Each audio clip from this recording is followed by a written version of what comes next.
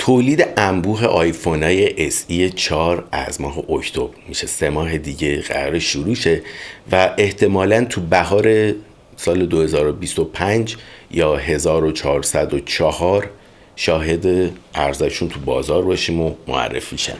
اما چیا ما میدونیم راجع به آیفون SE 4 تا اینجا؟ یه سری شایعات اومده. اول از همه که میگفتن طراحیش قرار شبیه طراحی آیفون های 14 خالی بشه، اما جدیدن چیزایی که بیشتر بهش میخوره واقعی باشه اینه که برای هزینه ها خط تولید و شکل سیستم تولید جدید آیفون ها که داره بیشتر رباتیک میشه، کمتر دست داره دخالت میکنه توش. مثلا آیفون های 15 پرو فکر میکنم خیلی از بخشاش دیگه با دست اسمبل نشده، رباتیک بوده و ربات ها اسمبلش کردن و این هی داره بیشتر میشه و این تو طراحی هم تأثیر میذاره. فرض کن تو میخوای یه چیزی طراحی کنی که آدما پیچاشو ببندن یا ربات ها ببندن، واسه هم میتونه طراحیش تغییرم بکنه.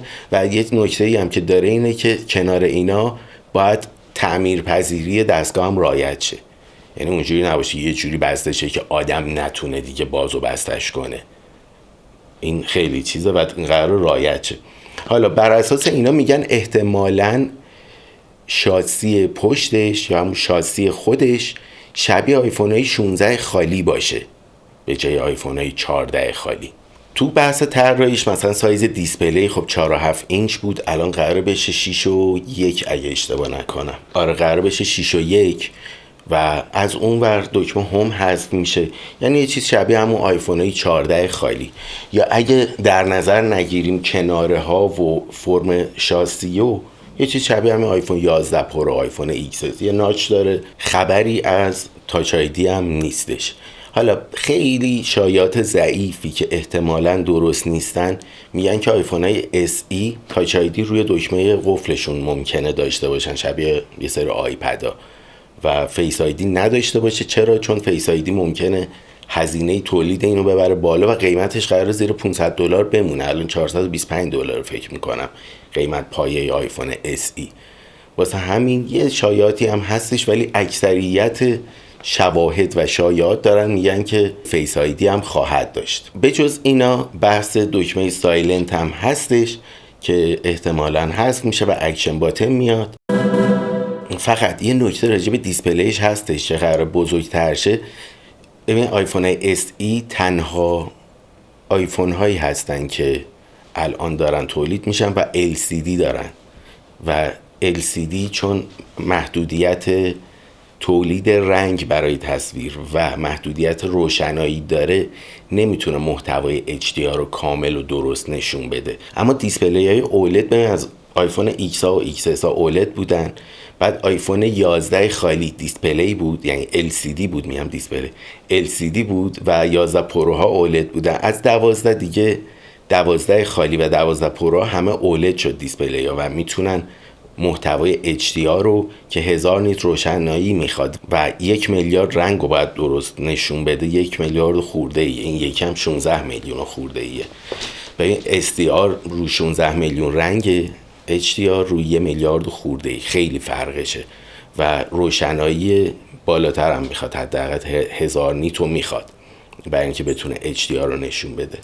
خلاصه SE ها الان تنها آیفون هایی که فروخته میشن و LCD دارن، دیسپلیشون OLED نیست که این قراره بشه OLED و دیگه محتوای HDR هم نشون میده. بعد بحث ناچشه که ناچش رو یه سری میگن که ناچ و فیس آیدی داره، یه سری دیگه میگن که ممکنه داینامیک آیلند داشته باشه اصلا ناچ نباشه و یه سری دیگه هم میگن که ممکن داینامیک آیلند باشه و فیس آیدی نداشته باشه و فقط یه دوربینه و 2 سنسور کناریش که اینا میشن یه آیلند کوچیک و از اون ور به جای برای باز کردن گوشی اون اثر انگشته میاد که این احتمالش خیلی ضعیفه. دوربینش الان یه دونه دوربین 12 مگاپیکسلی داره که احتمالاً میشه یه دونه دوربین 48 مگاپیکسلی. یه سری رندر فایلای کد در اومده و اینام که داره ظاهر رو نشون میده همه چیز تقریبا روش شبیه همون آیفون های 14 خالیه، یعنی ناچ داره، سوراخ‌هایی که براش در نظر گرفته سوراخ فرستنده و گیرنده سنسورهای فیس آیدی، دوربینه و اینجور چیزا. تایپ سی هم هست و این یه دوربین عقب که بزرگتر شده رو داره نشون میده. راجب چیپ ها، الان آیفون های SE چیپ A15 دارن که مال آیفون های 13 بود و وقتی الان قرار نسخه 2025 رو داشته باشیم احتمالاً باید از چیپ های قوی تری استفاده کنه دیگه. قبلا میگفتم مثلا باید احتمالاً از چیپ A16 استفاده کنه، ولی خب الان یه A15 این تازه بشه A16 یه ذره یه حالیه. بعدش میگفتن باید اپل اینتلیجنس رو ساپورت کنه، پس باید یا A17 پرو باشه یا A18. اما آخرین شایعات داره میگه که چیپ های A18 قراره A18 خالی داشته باشه و A18 پرو، که A18 خالی توان کمتری داره، مصرف برق کمتری داره، حرارت کمتری داره و احتمالاً همون چیپ هایی که رو آیفون های 16 خالی استفاده میشه همون برای آیفون SE 4 استفاده شه. خب این اتفاق جالبیه. بعد همین چیپ ها مثل این که رو خود چیپ مودم هستش، یه مودمش جداگونه نیست، مودم خود اپله، مودم کوالکام نیستش و قراره کم مصرف باشه و باندهای بیشتری رو ساپورت کنه.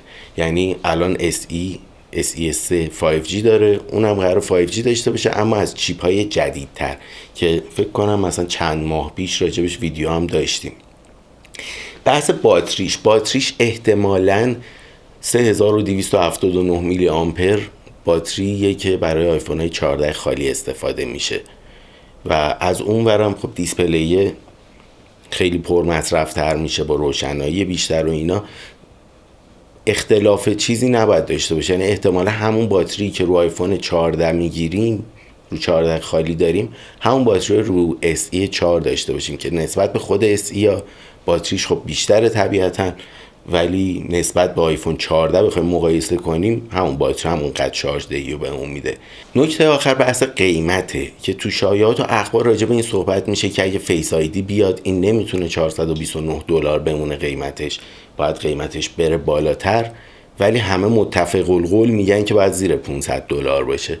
ولی یه سری چیزای دیگه هم هستش، مثلا LCD میشه OLED، خب اینم خودش افزایش قیمت چشمگیری داره، یعنی نمیشه ندیدش گرفت. یا مثلا دوربینه قرار بشه 48 مگاپیکسل، خب اینم افزایش قیمت داره دیگه. حالا درسته هرچی میریم جلوتر تکنولوژی ارزون تر میشه، ولی همون دوربین 12 مگاپیکسلی هم الان ارزون شده که داره استفاده میشه. یعنی هرچی هست تو هر لحظه اینا رو با هم برابر مقایسه کنیم، الان 12 مگاپیکسل یا 48، طبیعتا 48 باید گرونتر باشه دیگه. ولی خب بیشتر همش راجع به فیس آیدی دارن صحبت میکنن که این اگه فیس آیدی دارشه گرون میشه، که بعید میدونم گرون شه. یعنی اگرم بشه قطعا ربط مستقیمی تنها به فیس آیدی نداره، چیزای دیگه هم هستش که خیلی گرون تره. یه سری هم میگن که ممکنه 10% کلا قیمتش بره بالاتر. حالا من خودم فکر میکنم مثلا الان 429 430 دیگه رو 450 بایسته، مثلا 449 بشه. ولی خب هرچی هست چیزی که مطمئنیم احتمالا ازش اینه که قرار قیمتش زیر $500 باشه و باید صبر کنیم تا بهار شه ببینیم این آیفون SE 4 چی عذاب در میاد. باید چیز جالبی باشه به نظرم. ببین یه نکته رو نباید فراموش کنیم، مثلا چند وقت پیش راجبش صحبت میکردیم میگفتیم خب این یه سری قابلیت‌های خیلی زیادی داره و اصلا این نمیخوره واقعی باشه SE 4، ولی الان اینجوری میشه نگاش کرد که این آیفون قراره بعد از آیفون، چند ماه بعد از آیفونای سری 16 بیاد و یه سری قابلیت‌هایی که رو 16 خالی هم هست روی آیفون SE 4 هم خواهد بود. اونجوری منطقی و جور عذاب در میاد.